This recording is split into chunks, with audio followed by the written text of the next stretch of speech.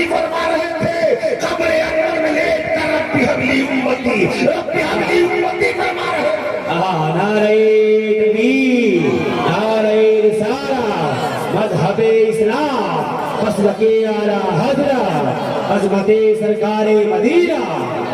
سرکار نے خطبہ کیا دیا؟ آج ہمیں کتنی فکر ہے، بھائی بھائی کا حق مان لے، زمین چھین لے، جائیداد چھین لے، دکان چھین لے، پھر بھی سینہ تان کر نکلتا ہے، کوئی پرواہ نہیں رکھتا۔ عزیزان ملت مصطفیٰ نے ارشاد فرمایا تھا، اے میرے صحابہ، میں اس دنیا کا سفر مکمل کر چکا ہوں، اب آخرت کا سفر کا آغاز کر رہا ہوں۔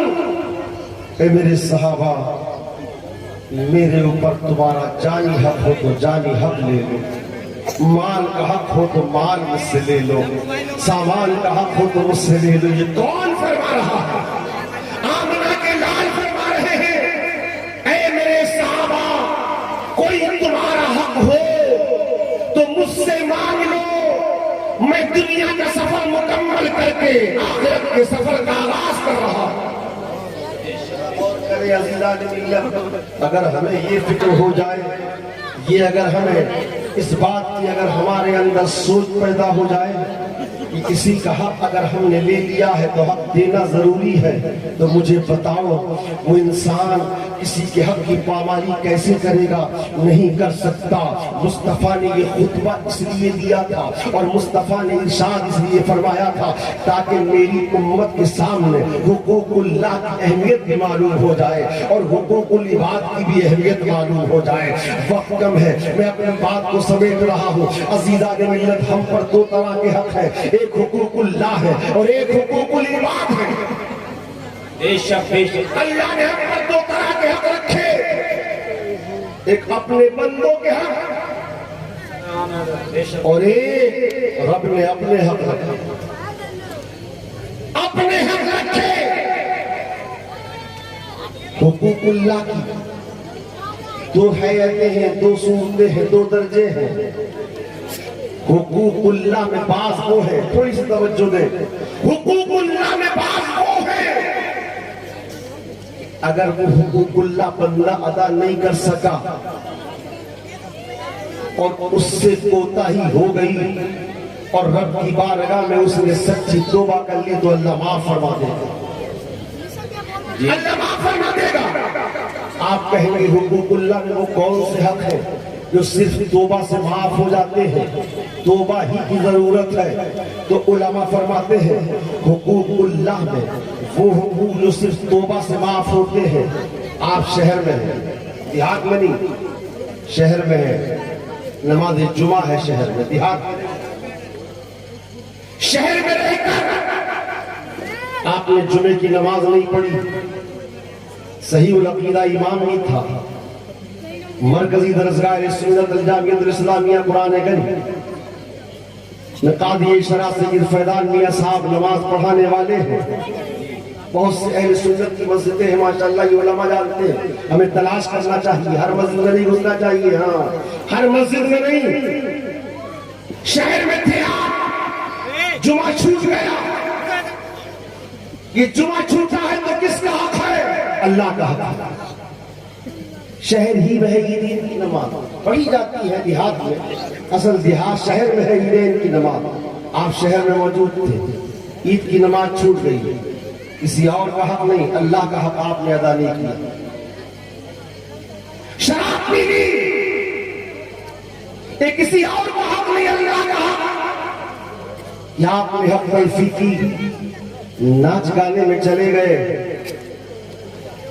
یہ آپ نے حقوق اللہ کی ادائیگی میں آپ نے حق تلفی کی، کوتاہی ہوئی۔ علماء فرماتے ہیں یہ وہ حقوق اللہ ہے۔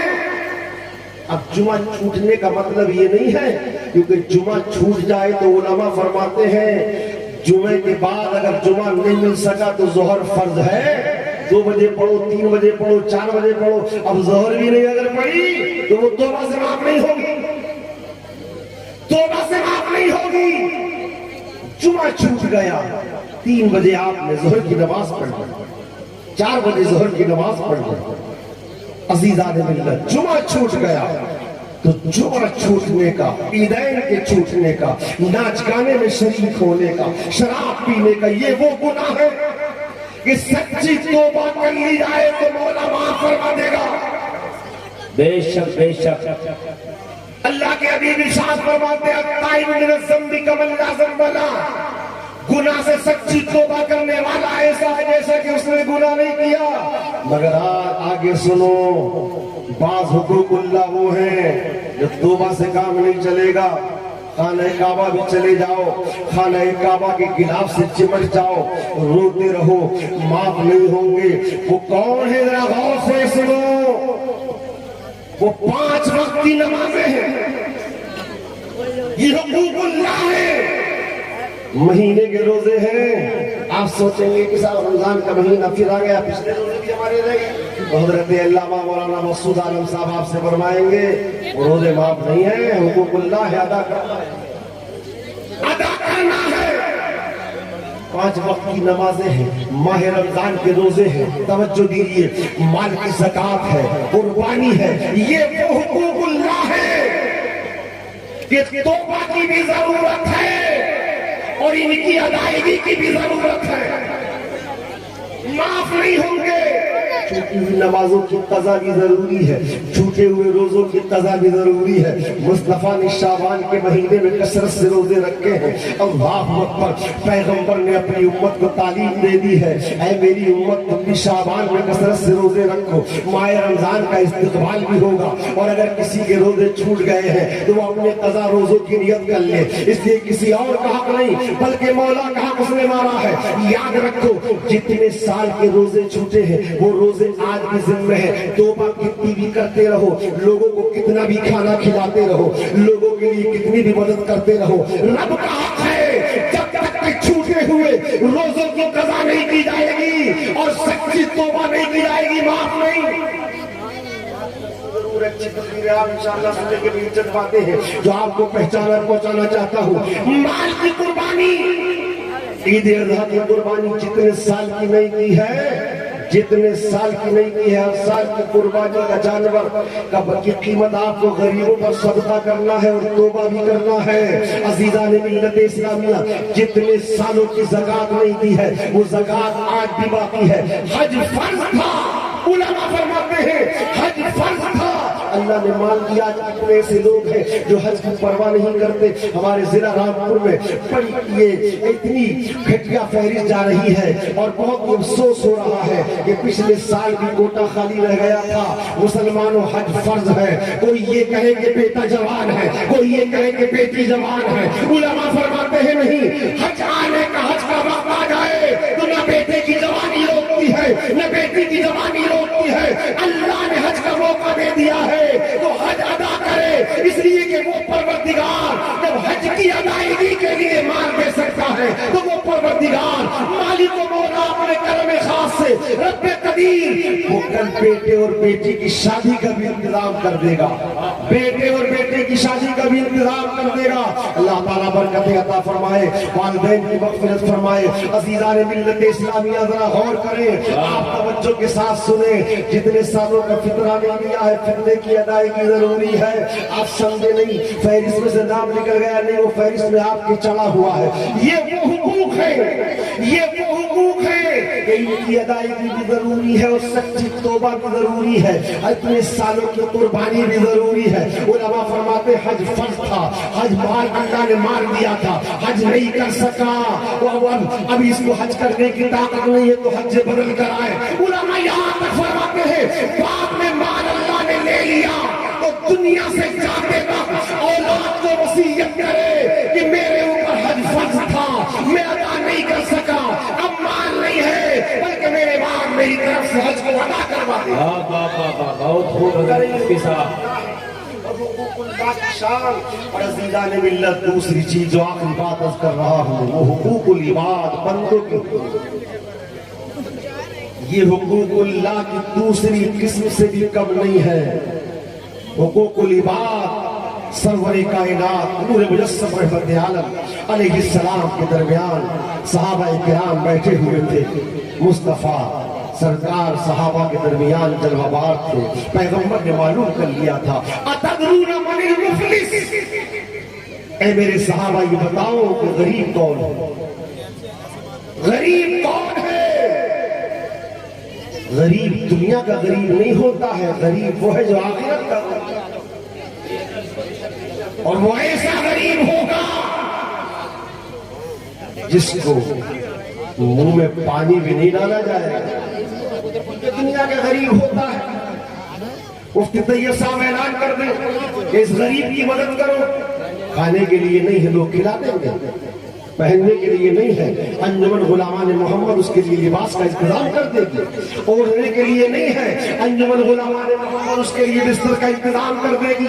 دنیا کی غریبی ٹل جاتی ہے, مگر آخرت کی غریبی میں کیا کرو گے؟ مصطفیٰ نے جب فرمایا صحابہ بتاؤ غریب کون ہے, صحابہ نے کہا یا رسول اللہ جس کے پاس مال نہ ہو, کھانے کے لیے نہ ہو, وہ غریب ہے.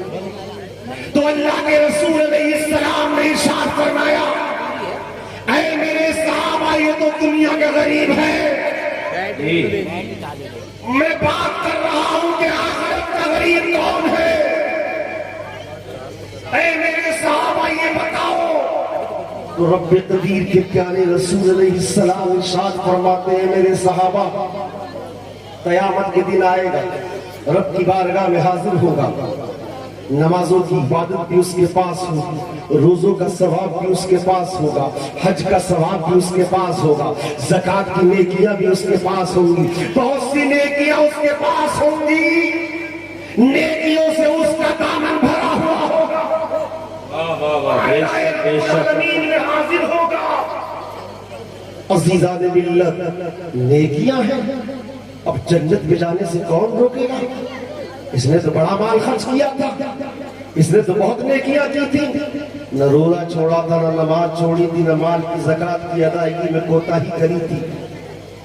لیکن مصطفیٰ ارشاد فرماتے ہیں وہ لوگ آئیں گے رب کی بارگاہ میں, پروردگار جی جی بے شک, نمازوں کا ثواب ہے, اس کے دامن میں روزوں کا ثواب ہے, اس کے دامن میں حج کا ثواب ہے. بے شک میرے پروردگار یہ قیامت کا دن ہے, یہ انصاف کا دن ہے. ہمیں دنیا میں انصاف نہیں ملا, ظالم نے ہمیں دنیا میں ظلم کیا, یہ ظالم ہے, ہم مظلوم ہیں. اے میرے پروردگار یہ عدل و انصاف کا دن ہے, میں انصاف دلوایا. اے مالک و مولا ہمیں عدل و انصاف دلوایا جائے. رب ارشاد فرمائے گا بتاؤ, وہ عرض کریں گے اے پروردگار یہ مالک و مولا یہ تیرا وہ بندہ ہے جو نیکیاں بہت ہیں, مگر انہوں نے اس نے ہمارا حق مارا تھا, اس نے ہمارا قرض نہیں دیا تھا, اس نے ہمارے حقوق کی پامالی کی تھی, اس نے ہمیں ستایا تھا, ہمارے دل کو ستایا تھا, غریب سمجھ کر ہمارے دل کو دکھ پہنچایا تھا, اس نے پڑوسی کی زمین دبائی تھی. اللہ اکبر. رب ارشاد فرمائے گا اے فرشتوں جی حضرت, انہیں قرض دلوایا جائے, ان کا حق دلوایا جائے, اس کی نیکیاں لے لی جائیں, اور جس کو ستایا ہے انہیں دے دی جائے, جن کو ستایا ہے مظلوموں کو دے دی جائے, جن کا حق مارا ہے ان کو دے دی جائے. بتاؤ عزیزان ملت وہ نیکی پاس نہیں رہے گی. مصطفیٰ ارشاد فرماتے ہیں وہ ساری نیکیاں لے لی جائیں گی, ان کو دے دی جائیں گی, اور فرشتے کہیں گے اے پروردگار ساری نیکیاں لے لی گئی لیکن ابھی قرض ادا نہیں ہوا, ابھی مظلوموں کا حق نہیں ملا. تو رب ارشاد فرمائے گا کہ ان کے گناہ اس کے نام میں لکھ دیے جائیں, ان کے گناہ اس کے نام میں لکھ دیے جائیں. دامن بھی نیکیوں سے خالی ہو جائے گا, نمازوں کی نیکیوں سے دامن خالی ہو جائے گا, روزوں کی نیکیوں سے دامن خالی ہو جائے گا, حج کی نیکیوں سے دامن خالی ہو جائے گا. مصطفیٰ ارشاد فرماتے ہیں کہ ان کے گناہ اس کے نام میں لکھے جائیں گے اور یہ گناہگار ہوگا, اور جن کا حق مارا تھا ان کا دامن گناہوں سے خالی ہو جائے گا.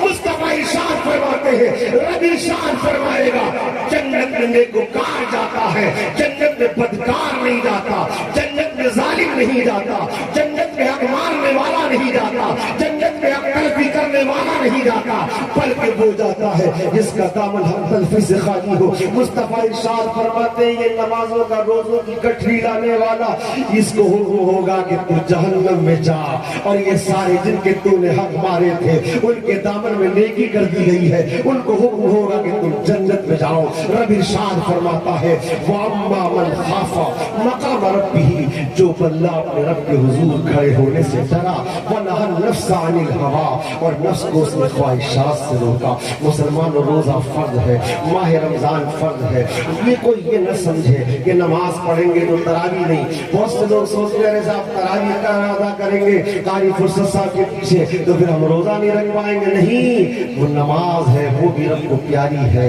اور یہ روزہ ہے یہ بھی رب کو پیارا ہے۔ مصطفیٰ جان رحمت علیہ السلام تراویح کے بارے میں ارشاد فرماتے ہیں من قام رمضان احتسابا غفر له ما تقدم من ذنبه، اس کو تو ادنا مت جانو، یہ نماز تراویح میری سنت ہے، 20 رکعت تمہیں دے رہا ہوں، یہ آمنہ کے لال کی ادا ہے۔ عزیزان ملت، اے صحابہ کرام، اے میری امت، یہ تمہارے لیے خصوصیت ہے، پہلی امتوں کو ایسی عبادت نہیں ملی۔ اب جو نماز تراویح کو پڑھے گا اللہ کی رضا کے لیے، مصطفیٰ ارشاد فرماتے ہیں اس کے سارے پچھلے گناہوں کو معاف کر دیا جائے گا۔